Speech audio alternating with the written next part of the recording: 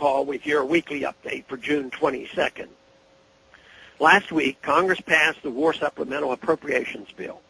In an affront to all those who thought they voted for a peace candidate, the current president will be sending another $106 billion we don't have to continue the bloodshed in Afghanistan and Iraq without a hint of a plan to bring our troops home. Many of my colleagues who voted with me as I opposed every war supplemental request under the previous administration seems to have changed their tune. I maintain that a vote to fund the war is a vote in favor of the war. Congress exercises its constitutional prerogatives through the power of the purse, and as long as Congress continues to enable these dangerous interventions abroad, there is no end in sight, that is, until we face total economic collapse.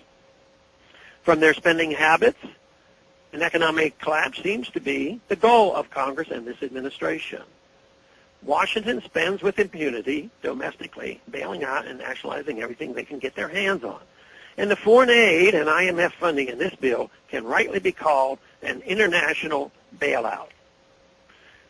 As Americans struggle through the worst economic downturn since the Great Depression, this emergency supplemental appropriations bill sends $660 million to Gaza, $555 million to Israel, $310 million to Egypt, $300 million to Jordan, and $420 million to Mexico.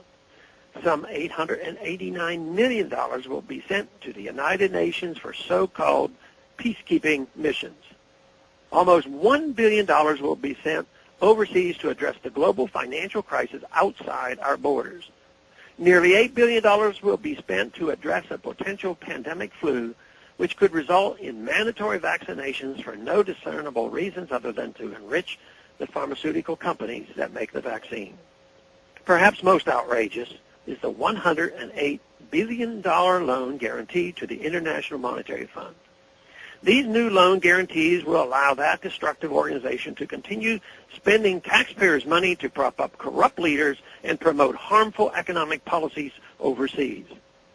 Not only does sending American taxpayer money to the IMF hurt citizens here, evidence shows that it even hurts those it pretends to help. Along with IMF loans comes IMF-required policy changes called structural adjustment programs, which amount to forced Keynesianism. This is the very fantasy-infused economic model that has brought our own country to its knees, and IMF loans act as the Trojan horse to inflict it on others.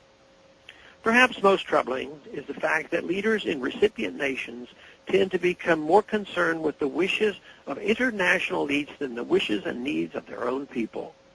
Argentina and Kenya are just two examples of countries that followed IMF mandates right off a cliff.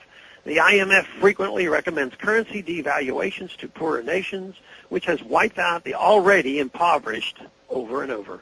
There is also a long list of brutal dictators the IMF happily supported and propped up, with loans that left their oppressed populace in staggering amounts of debt with no economic progress to show for it.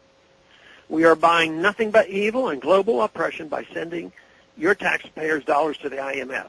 Not to mention, there is no constitutional authority to do so. Our continued presence in Iraq and Afghanistan does not make us safer at home, but in fact undermines our national security.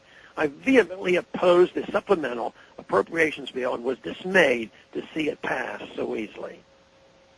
Thanks for calling this update. A new update is placed on this number, 888-322-1414, every Monday morning, the written text of which can be found on my website, www.house.gov/Paul, under the heading Texas Straight Talk.